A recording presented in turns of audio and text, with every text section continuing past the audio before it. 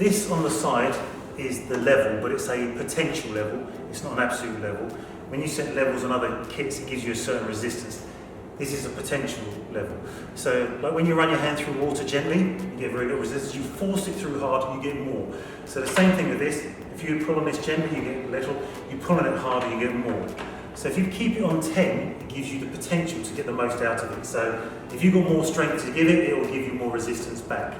So it's not me being mean, but I suggest leaving it on 10, just so you get the most out of it.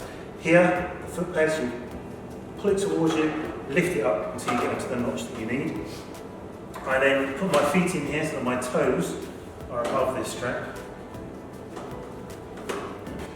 You want to be, so that when you come in, your heels can come up. Yeah, and you pivot on the ball of your foot.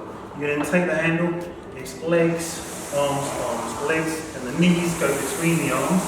Yeah? You bring these back as close to your chest as possible. As you see, if I'm doing it gently, not much effort. Start forcing it. You can see it here. There's a lot more effort and a lot more work being put in. Yeah? Please, when returning it, use the hook provided. Push these tabs out to the side. Push your foot up and lift it out.